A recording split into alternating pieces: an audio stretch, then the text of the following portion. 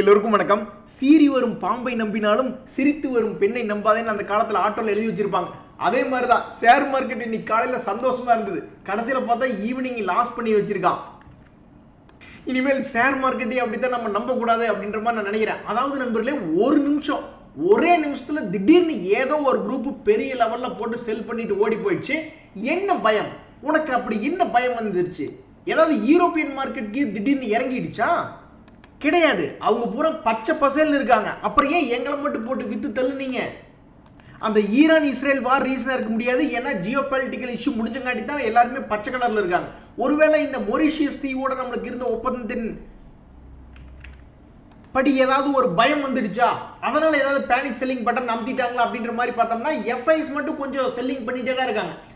தொடர்ந்து 8000 கோடி 3000 கோடி 4000 கோடி 4000 கோடின்னு அவங்க எஃப்ஐஎஸ் செல்லிங் இருக்கு. ஸோ நம்ம கண்ணுக்கு அந்த டாக்ஸ் ஃபியர் அப்படின்றது இருந்தாலும் நம்ம போய் அமெரிக்க ஷேர் மார்க்கெட்டை பார்க்குறோம். அமெரிக்க ஷேர் மார்க்கெட் அப்போ உச்சத்தில் கீது இருக்கான்னா அவனும் கிடையாது. அவனுடைய குளோபலாக அங்கேயும் செல்லிங் அப்படின்றது வருது. ஸோ எஃப்ஐஸ்னுடைய செல்லிங், எஃப்ஐஸ் பயந்துட்டாங்க அப்படின்ற மாதிரி எடுத்துக்க முடியாது. ஒருவேளை இந்த எலெக்ஷன் ஃபீவர் ஸ்டார்ட் ஆயிடுச்சா? ஏன்னா நாளையிலிருந்து எலெக்ஷன் ஸ்டார்ட் ஆகுது. ஆனால் உலகளவில் நம்ம பார்த்துட்டோம், எலெக்ஷன் ஃபியர் இருக்கும். பட் எலெக்ஷன் முடிஞ்சு வந்து நம்மளுக்கு பிரியப்பட்ட அல்லது பிரியப்படாத எந்த ஒரு கவர்மெண்ட் ஃபார்ம் ஆனாலும் மறுபடியும் ஷேர் மார்க்கெட் கீழே இறங்கினாலும் மேல் நோக்கி ஏறித்தான் நம்ம பார்த்துருக்கோம். அப்போ ஒரு முதலீட்டாளனுடைய கடமை என்னன்னா பணத்தை ரெடி பண்ணி தான் வைக்கணும். இந்த எலெக்ஷன் ஃபியர்னால மார்க்கெட் கீழே இறங்குச்சுனாலும் அது ஒரு வாய்ப்பாக தான் பார்க்கணும் அப்படின்ற மாதிரி இருக்கு. ஸோ என்னை பொறுத்த வரைக்கும் ஏதோ ஒரு குரூப் வந்து சரி இப்போதைக்கு லாபத்தை புக் பண்ணிக்கலாம், ஏதா இருந்தாலும் அப்புறம் பார்த்துக்கலாம் அப்படின்ற மாதிரி பண்ணியிருக்காங்க. கடந்த காலங்களில் இது மாதிரி நடந்திருக்கு. திடீர்னு ஒரு இடம் மிட் கேப்பில் ப்ராஃபிட் புக்கிங் வந்துச்சு, ஸ்மால் கேப் மிட் கேப்பில் மறுபடியும் ஒரு வேல்யூவேஷன் அதிகமாக இருக்குன்னு சொல்லி ப்ராஃபிட் புக்கிங் வந்துச்சு. ஸோ என்னை பொறுத்த வரைக்கும் இது ஒரு நார்மலாக இருக்கு. இப்படி எதுலையுமே ஒய் நம்மளால காரணம் கண்டுபிடிக்க முடியல அப்படின்னாலும் எங்களை அடிச்சுட்டு போனீங்க, சொல்லிட்டு அதை அடிங்க அப்படின்ற மாதிரி அந்த காரணத்தை கண்டுபிடிக்கக்கூடிய ஆயுதம் நம்ம கிட்ட என்ன இருக்குன்னா டெக்னிக்கல்ஸ் ஒண்ணுதான். அங்கதாங்க இருக்கு பிரச்சனையே. ஏன் நம்மளுடைய மார்க்கெட் பெருசா ஏறி வரலைன்னா நேத்தத்தை க்ளோசிங்கே வந்து 50 டேஸ் மூவிங் ஆவரேஜ் கீழே தான் க்ளோசிங் பண்ணிட்டு இருக்கான். அதனால இன்னைக்கு மேலே ஏறினாலும் க்ளோசிங் பேசிஸ்ல பார்த்தோம்னா 50 டேஸ் மூவிங் ஆவரேஜ் கீழே தான் வச்சிருக்கான். இதுக்கு முன்னாடி சரியா ஒரு 1.5 மாசத்துக்கு முன்னாடி இதே மாதிரி 50 டேஸ் மூவிங் ஆவரேஜ் கீழே தான் க்ளோசிங் வச்சிருந்தான். அதுக்கப்புறம் ஒரு ரிவர்சல் வாங்கி ஆல்மோஸ்ட் ஒரு 3500 பாயிண்ட் பக்கம் சென்செக்ஸ் ஏறி இருக்கு. ஸோ இந்த முறையும் ரிவர்சல் வாங்குச்சு அப்படின்னா ஒரு 2000 பாயிண்ட் டு 3000 பாயிண்ட் இப்பவும் இருக்கு. ஒருவேளை ரிவர்சல் வாங்கலினா வேற வழியே இல்லை. இன்னைக்கு 1000 பாயிண்ட் ஒரே நாள்ல இறங்கினதுக்கே கவலைப்படுறீங்களே. இன்னைக்கு டே ஹைல இருந்து எண்ட் ஆஃப் த டே வரைக்கும் இங்க இருந்து இன்னைக்கு க்ளோசிங்ல இருந்து நாளைக்கு 3000 பாயிண்ட் இறங்குச்சுன்னா என்ன பண்ணுவீங்க? ஸோ கடந்த 5 மாசமா ஒவ்வொரு முறையும் தப்பிச்சு 5 தடவை தப்பிச்சு ஓடிடுச்சு. இது 6வது தடவை. இந்த முறை இறங்குற மாதிரி இருந்தா ஒரு 3000 பாயிண்ட் இறங்கலாம். மேபி 69000 வரைக்கும் வந்துட்டு அங்கிருந்து மறுபடியும் ரிவர்சல் வாங்கி மேலே வரலாம். ஸோ என்னை பொறுத்த வரைக்கும் 69000 பாயிண்ட் திடீர்னு காமிச்சா அது ஒரு இன்வெஸ்ட்மெண்ட் ஆப்பர்ச்சுனிட்டியாக தான் நான் பார்க்குறேன். விட்டுட்டாங்க நண்பர்களே, விட்டுட்டாங்க. இன்ஃபோசிஸ் தங்களுடைய ரிசல்ட்டை விட்டுட்டாங்க. மேலோட்டமாக பார்ப்பதற்கு அந்த ரிசல்ட்னால நம்மளுக்கு எதுவும் பிரச்சனை இருக்கிற மாதிரி தெரியல. நம்ம ஃபுல் இயர் ரிசல்ட் அப்படின்றத எடுத்து பார்க்கும்பொழுது ஒரு முழு ஆண்டினுடைய ரிசல்ட்லையும் அவங்களுடைய சேல்ஸ் எல்லாம் ஓகே அப்படின்ற மாதிரி இருக்கு. அவங்களுடைய நெட் ப்ராஃபிட்டும் ஓகே அப்படின்ற மாதிரி இருக்கு. பெருசாக க்ரோத் இல்லை. பட் ஏங்க 26000 கோடிங்க, 26000 கோடி லாபம், பெருசாக ப்ராஃபிட் க்ரோத் இல்லை அப்படின்னாலும் அந்த ப்ராஃபிட்டை வந்து மெயின்டைன் பண்ணியிருக்காங்க. அதே மாதிரி மார்ச் குவார்டர் மட்டும் பர்டிகுலராக பார்க்குற மாதிரி இருந்தாலும் அங்கேயும் வந்து ஓரளவுக்கு நல்ல ப்ராஃபிட் அப்படின்ற மாதிரி தான் காமிச்சிருக்காங்க. ஸோ அவங்களுடைய கைடன்ஸ் மட்டும்தான் மார்க்கெட்டுக்கு பிடிக்காத அளவுக்கு, மார்க்கெட் எதிர்பார்க்காத அளவுக்கு இல்லை. மற்றபடி அவங்களுடைய ரிசல்ட் ஃபைன் அப்படின்ற மாதிரி. ஸோ நாளைக்கு நம்ம என்ன கவனிச்சு பார்க்கணும்னா இன்ஃபோசிஸ் 10% இறங்குமா? இன்னைக்கு என்ன பண்ணியிருக்காங்க? இன்ஃபோசிஸ்னுடைய அமெரிக்காவில் ட்ரேட் ஆகிட்டு இருக்கக்கூடிய இன்ஃபோசிஸ் ஏடிஆர் வந்து வெறும் 2.5% இறங்கியிருக்கான். அதனால நம்மளுக்கு இப்போ வரைக்கும் பிரச்சனை இல்லை. ஸோ கணக்கு போட்டு பார்த்தீங்கன்னா இன்னைக்கு நம்மளுடைய மார்க்கெட்டில் 1% ஏறி இருக்கு. இன்ஃபோசிஸ் 15 பாயிண்ட் அப்படின்றது ஏறி இருக்கு. அதனால அதனுடைய சக்திக்கு தகுந்த மாதிரி நிஃப்டி எவ்வளோ மூவ் பண்ணியிருக்கான்னா 4 பாயிண்ட் மூவ் பண்ணியிருக்கான். அதனால நாளைக்கு வந்து இன்ஃபோசிஸ் ஒரு 3% இறங்கினாலும் நம்மளுடைய நிஃப்டியில் பெருசாக தாக்கத்தை ஏற்படுத்தாது. ஆனால் 10% இறக்கி விட்டா அப்புறம் நிஃப்டிக்கு ஒரு 40-50 பாயிண்ட் கும்பாதான். ஐடி கம்பெனிகளை பொறுத்த வரைக்கும் யார் இடையில வந்தாலும் சரி, நம்ம யாரை நம்பினாலும் சரி, எப்பவுமே ஒரு மும்மூர்த்தியா இருக்கக்கூடிய ஷேர்கள் அப்படின்னு பார்த்தோம்னா டிசிஎஸ், விப்ரோ, இன்ஃபோசிஸ் தான். ஸோ டிசிஎஸ்னுடைய ரிசல்ட் வந்து நம்மளுடைய மார்க்கெட்டில் பெருசாக இம்பாக்ட் பண்ணல. இன்ஃபோசிஸ்னுடைய ரிசல்ட்டும் நாளைக்கு பெருசாக இம்பாக்ட் பண்ணல. அப்படின்னா விப்ரோவும் நாளைக்கு ரிசல்ட் தராங்க, அவங்களோட இம்பாக்ட் பெருசாக இல்லை. அப்படின்ற பட்சத்தில் இனிமேல் எதிர்காலத்தில் ஐடி ரிலேட்டடான ஸ்டாக்ஸ் அடுத்தது ஹெச்எல் டெக் வரட்டும், அடுத்தது எல்டி மைண்ட்ரி வரட்டும், ஏகப்பட்டதனுடைய ரிசல்ட்ஸ் வந்தாலும் பெருசாக எதுக்கும் பயப்பட வேண்டியதில்லை அப்படின்றது என்னுடைய கருத்து. நண்பர்களே, இப்படி யோசிச்சு பாருங்க, நம்ம ஒரு சந்தை ஒன்று ஏற்படுத்துறோம்னு வச்சுங்களேன். ஒரு உதாரணத்துக்கு விவசாயிகள் சந்தை, உழவர் சந்தை அப்படின்னு ஏதாவது ஒன்று விவசாயிகள் வந்து அவங்க செஞ்ச ப்ராடக்ட்டை கொண்டு வந்து விற்கிறக்கு ஒரு சந்தை ஏற்படுத்துறோம்னா அவங்க வர்றப்ப டிரான்ஸ்போர்ட்டுக்கு சார்ஜ் போட வேண்டியது. அதே மாதிரி அங்கே யாராவது பொருள் வாங்க வந்தாங்கன்னா அவங்களுக்கு வந்து ஒரு 2 ரூபா கொடு ஒரு வண்டிக்கு அப்படின்ற மாதிரி அங்கே டோக்கன் போட்டு வசூல் பண்ண வேண்டியது.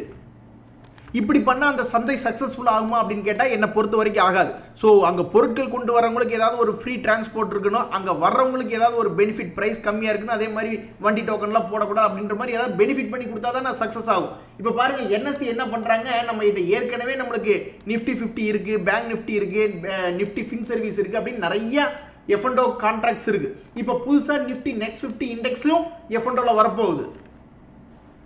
ஓகேங்க, நீங்கள் எல்லாமே லான்ச் பண்ணுறது எல்லாமே சரி, ஆனால் அப்படியே எப்படி ஜெயிக்கலாம் அப்படின்ற மாதிரி சில ஸ்ட்ராட்டஜிகளை நீங்கள் ஒரு ஃப்ரீயாக ஏதாவது லைவில் டெய்லி லைவில் போட்டு விட்டால் நல்லா இருக்குமே. அப்போ தானே இந்த சந்தை ஒரு சூப்பர் சந்தையாக இருக்க முடியும். ஸோ இப்போ புதுசாக வரப்போகிற இந்த கான்ட்ராக்டை பொறுத்த வரைக்கும் லார்ஜ் சைஸ் வந்து 10 குவான்டிட்டியாக இருக்கும். அதே மாதிரி ஒரு மாசமான மந்த்லி கான்ட்ராக்ட் எப்போ எக்ஸ்பைரி ஆகும் அப்படின்னு பார்த்தீங்கன்னா லாஸ்ட் ஃப்ரைடேவாக இருக்கும். ஆக மொத்தம் எல்லா நாள்லையும் ஒரு நல்ல இண்டிசஸ் வந்து அந்த இடத்த ஆக்கிரமிச்சிருச்சு. இனிமேல் டெய்லி கொண்டாட்டம் தான். ஷேர் மார்க்கெட்டில் நம்ம எடுக்கிறது ரொம்ப மோசமான முடிவா அல்லது ரொம்ப நல்ல முடிவா அப்படின்றது காலம்தான் பதில் சொல்லணும். இப்போ நம்ம 2 ஷேர் பார்க்குறோம். ஃபினாபி அப்படின்ற ஒரு ஷேர் அவனும் லோ ப்ரைஸில் தான் இருக்கான். அதுக்கடுத்து அந்த உத்கர் ஸ்மால் ஃபினான்ஸ் பேங்க் அப்படின்ற ஷேரும் இப்போ லோ ப்ரைஸில் தான் இருக்கான். இந்த ரெண்டுக்குமே ஒரு நியூஸ் வருது. என்ன அப்படின்னு பார்த்தீங்கன்னா அவங்களுடைய போர்ட் மீட்டிங் 30 ஏப்ரல், அதாவது அவங்களுடைய Q4 ரிசல்ட் அப்படின்றது 30 ஏப்ரலில் ஒருத்தருக்கு அனௌன்ஸ்மெண்ட் வருது, இன்னொருத்தருக்கு 26 ஏப்ரல். ஆக மொத்தம் இன்னொரு 12 நாள் இருக்குன்னு வச்சுங்களேன். இந்த 12 நாளில் உங்களுக்கு தெரியாதில்ல, ஏதோ ஒரு நியூஸ் வருது, அவங்களுடைய ரிசல்ட் நல்லா இருக்குன்னா 20% அல்லது 15% ஒரே நாளில் ஏறக்கூடிய வாய்ப்பு அப்படின்றது இருக்குது. ஸோ இந்த ஃபினோ பேமெண்ட்ஸ் பேங்க் இதுக்கு முன்னாடியெல்லாம் பெருசாக ஏறி காமிச்சவன் தான். ஸோ அப்போ இந்த நியூஸ் இவனுக்கு நல்லா வருது, நல்லபடியாக அமைஞ்சு வருதுன்னு யாராவது ஒருத்தர் எடுக்கிறாங்கன்னு வச்சுங்களேன், அப்போ இது 380 ரூபா போகக்கூடிய வாய்ப்பு அப்படின்றது இருக்குது. ஸோ ஒரு 15 நாளில் 100 ரூபா ஏறுவானா இல்லையா அப்படின்றது நம்மளுக்கு தெரியல, ஒரு 15 நாள் கழிச்சு தான் தெரியும். அதே மாதிரி இந்த உத்கர் ஸ்மால் ஃபினான்ஸ் பேங்க்கும் இருக்கிற இடம் என்னமோ நல்ல இடம் தான். இந்த நியூஸ் வந்து இவனை ஒரு 60 ரூபா வரைக்கும், ஒரு 8 ரூபா 10 ரூபா இந்த ஷேரை ஏற்றி விடுமா அப்படின்றது பொறுத்து இருந்து தான் பார்க்கணும். இங்கே பாருங்க, நல்லவளை ஆண்டவன் சோதிப்பான் ஆனால் கைவிட மாட்டான் அப்படின்ற மாதிரி இந்த கொஸ்கார்ப் அப்படின்ற ஷேர் இதே மாதிரி தான் இருந்தது. ஆனால் என்ன ஒரு பிரச்சனைனா இந்த ஷேர் 10 நாள்லையோ 15 நாள்லையோ ஏறி வரல. 1.5 வருஷம் கூடி 400 ரூபாயிலிருந்து 626 ரூபா, ஆல்மோஸ்ட் ஒரு 50% அப்படின்றது ஏறி வந்திருக்கு. ஸோ அதே மாதிரி டிட்டோ சேம் பேட்டர்னில் ஏறி வந்திருக்கா. இப்போ நம்ம பார்க்கக்கூடிய இந்த ஸ்டார் ஹெல்த் அப்படின்ற ஷேரும் தற்சமயத்துக்கு அதே மாதிரி பேட்டர்னில் தான் இருக்கான். என்ன பேட்டர்னில் இருக்கான்? ஒரு சப்போர்ட் எடுக்கக்கூடிய பேட்டர்னில் இருக்கா. இவனுக்கு என்ன ஒரு நியூஸ் அப்படின்றது வருது அப்படின்னு பார்த்தீங்கன்னா 30 ஏப்ரல் அப்போ இவங்களுடைய ஃபினான்ஷியல் ரிசல்ட் அப்படின்றது வருது. அப்போ இந்த ஸ்டார் ஹெல்த் ஏற்கனவே இதுக்கு முன்னாடியெல்லாம் திடீர்னு வால்டிலிட்டி காமிச்ச ஸ்டாக் தான் இது. அப்போ இவனும் மேலே ஏறி வருவானா? அப்போ இந்த இன்ஃபர்மேஷனை வச்சு ஒருத்தர் முடிவு எடுக்கிறாருன்னு வச்சுங்களேன், அந்த முடிவு ரொம்ப சோகமாக முடியுதா அல்லது சந்தோஷத்தில் முடியுதா அப்படின்றது ஒரு 15 நாள் கழிச்சு தான் தெரியும். என்னை பொறுத்த வரைக்கும் நல்லபடியாக வேலை செஞ்சுது அந்த நியூஸ் அப்படின்னா ஸ்டார் ஹெல்த் எல்லாம் ஒரு 700 ரூபா பக்கத்தில் குறுகிய காலத்தில் ஒரு 15-20 நாளுக்குள்ளே வரணும் அப்படின்றது என்னுடைய கருத்து. பாலைவனத்தில் மழை வருதுங்க, புயல் வருதுங்க அப்படின்னு சொன்னால் நிறைய பேர் நம்ப மாட்டாங்க. அதே மாதிரி தான் இன்றைக்கி ஷேர் மார்க்கெட்டில் ஒரு முக்கியமான நியூஸ் என்னென்னா, பாரதி ஏர்டெல் 4% ஏறி இருக்குங்க அப்படின்னா தன்னைத்தானே நிறைய தடவை கிள்ளி பார்த்துக்குவாங்க. ஏன்னா அது அடிக்கடி இந்த மாதிரி ஏறினதில்லை. ஸோ இன்றைக்கி இருக்கிறதுலையே ராக்கிங் நியூஸ் என்ன அப்படின்னு பார்த்தீங்கன்னா பாரதி ஏர்டெல் 4% ஏறினதா. இந்த ஸ்டாக் யாரெல்லாம் வச்சுருக்கீங்களோ சந்தோஷப்பட்டுங்க. நீங்கள் வச்சுருக்கீங்களோ இல்லையோ இது ஒரு நல்ல வெயிட்டேஜான கம்பெனி, அதனால் பல மியூச்சுவல் ஃபண்டுகள் இதை வச்சுருக்கும். அது ஏறினதுனால பல மியூச்சுவல் ஃபண்டுகள் இன்றைக்கி ஓரளவுக்கு மேலே ஏறி இருக்கும். பிரிகால் அப்படின்ற ஷேர் இன்னைக்கு ஆல்மோஸ்ட் 8% மேலே ஏறி இருக்கா. அது ஒரு சந்தோஷமான செய்தி. இன்னொரு முக்கியமான செய்தி என்னன்னா, இந்த பெர்கர் பெயிண்ட் அப்படின்றது இன்னைக்கு 3% பெரிய அளவில் வீக் ஆயிருக்கான். அப்படி வீக் ஆகிறதுனால என்ன ஆகுது அப்படின்னு பார்த்தீங்கன்னா, இந்த ஷேர் வந்து தொடர்ந்து இறங்கி வந்துகிட்டே இருக்கான். அப்போ இப்படி இறங்கி வந்துகிட்டே இருக்கக்கூடிய ஷேர் மறுபடியும் அவனுடைய பழைய சப்போர்ட் ரேஞ்ச் 450 ரூபா பக்கத்தில் ஷார்ப்பாக வந்து உழுகுறான்னு வச்சுங்களேன், மறுபடியும் அங்கேருந்து ரீபவுண்ட் ஆகிற மாதிரி இருந்தால் ஒரு ஷேருக்குள்ள ஒரு 200 ரூபா பக்கம் ஒளிஞ்சிருக்கிறதா நான் பார்க்குறேன். ஆக மொத்தம் ஒரு 1.5 வருஷ விளையாட்டாக இதை நான் பார்க்குறேன். நண்பர்களே, இன்னைக்கு ஷேர் மார்க்கெட்டை பார்க்கும்பொழுது உண்மைதான் செல்லிங் வருது, நிறைய பேர் ப்ராஃபிட் புக்கிங் அப்படின்றது பண்ணுறாங்க. இந்த சமயத்தில் நிறைய ஷேர்கள் ரொம்ப கஷ்டப்பட்டு மேலே ஏறி வந்திருக்கான். இந்த தனுகா அக்ரிடெக் அப்படின்ற ஒரு ஷேர் பாவம் ரொம்ப கஷ்டப்பட்டு மேலே ஏறி வந்திருக்கேன், என்னை மட்டும் பிடிச்சி தள்ளி விட்டுறாதீங்க அப்படின்ற மாதிரி அது ஆல்மோஸ்ட் பழைய டாப் பக்கத்தில் வந்திருக்கு. மறுபடியும் இங்கிருந்து செல்லிங் ப்ரெஷர் வருதா இல்லை இதை பிரேக் அவுட் பண்ணுறேன்னா அப்படின்றத பார்க்கணும். நானா இருந்தேன்னா இந்த ஷேரை வாங்கியிருந்தேன் அப்படின்னா ஒரு 100 குவான்டிட்டி வாங்கியிருக்குன்னா இங்கே ஒரு 20-30 குவான்டிட்டி கழட்டி விட்டுருவேன் ஷார்ட் டைம் பிளேயர் அப்படின்றதுனால. வாவ், இந்த முத்தூட் ஃபினான்ஸ் ஷேர்னுடைய அழகைத்தான் பாருங்களேன், என்ன ஒரு அழகா ஏறி வந்திருக்கான். இந்த டெக்னிக்கல் பேட்டர்ன் பாருங்க, இதுக்கு முன்னாடி 2018, 2020, 2023 இந்த மூணுக்கும் மிக அழகான ஒரு சப்போர்ட் எடுத்து ஷார்ப்பா மேலே ஏறி வந்தவன் 2021 என்ன ஹை இருந்தானோ அந்த ஹையை வந்து இப்போ மீட் பண்ணியிருக்கான். அப்போ இதனால என்ன ஆகுது அப்படின்னு பார்த்தீங்கன்னா ரெண்டு விஷயம். ஒன்று, இந்த முத்தூட் ஃபினான்ஸில் இப்போதைக்கு ப்ராஃபிட் புக்கிங், அதாவது ஒரு 100 ஷேர் நம்ம இங்கே வாங்கியிருக்கோம்னு வச்சுங்களேன், அப்போ இந்த இடத்துல இது ஒரு 50 ஷேரை கழட்டி விடக்கூடிய இடம். மீதி 50 ஷேர் எங்கே கழட்டி விடணும்னா எவ்வளவு தூரம் ஏறி வந்திருக்கான் பாருங்க, 800 ரூபாய் எங்கே, 1600 ரூபாய் எங்கே. அப்போ மறுபடியும் மீதி இருக்கிற ஒரு 50 2500 வரைக்கும் எப்போ வருதோ அப்போ தான் கழட்டி விடலாம். என்னை பொறுத்த வரைக்கும் இது பிரேக் அவுட் ஆகுதுன்னா 3 மாதத்துக்குள்ள 2500 வர்றதுக்கும் ஆச்சரியம் இல்லை. ஸோ என்னை பொறுத்த வரைக்கும் இந்த முத்தூட் ஃபைனான்ஸ் அப்படின்ற ஷேர் யார் வச்சிருக்காங்களோ அவங்களுக்கு வந்து இது ஒரு சந்தோஷமான செய்தி. நல்ல ஒரு ரெக்கவரி கொடுத்துருக்கான். ஸோ இது பார்ஷியல் ப்ராஃபிட் புக்கிங் ஏரியா. இதை என்னைக்காவது தாண்டிட்டேன் அப்படின்னா 3 மாசத்துல 2500 வந்தாலும் ஆச்சரியப்படுறதுக்கு இல்லை. எதனால பார்ஷியல் ப்ராஃபிட் புக்கிங் அப்படின்றது மஸ்ட் அப்படின்னு பார்த்தீங்கன்னா, இப்போ நம்ம ஒரு உதாரணத்துக்கு டாக்டர் ரெட்டி அப்படின்னு ஒரு ஷேர் பார்க்குறோம். இந்த டாக்டர் ரெட்டி சமீபத்தில் என்ன பண்ணியிருக்காங்கன்னா, இவனுடைய ப்ரீவியஸ் பேட்டர்ன் படி ஆல்மோஸ்ட் 6500 வரைக்கும் போயிட்டு இப்போ 600 ரூபா காலி. இப்போ ஒரு முக்கியமான சப்போர்ட் ரேஞ்சில் இருக்கான்.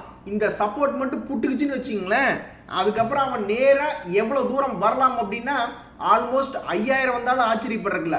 ஸோ என்றைக்குமே கை கெட்டுனது வாய் கெட்டணும் அப்படின்ற மாதிரி ஒரு 100 ஷேர் வாங்கியிருக்குமா, ப்ராஃபிட் ரேஞ்சில் இருக்கா, ஒரு 10-20 கழட்டி விடுறதுல தப்பே கிடையாது. இன்றைய தகவல் அனைத்து உங்களுக்கு உதவியாதுன்னு எனக்கு சந்தோஷம் தான். ரொம்ப நன்றி, வணக்கம்.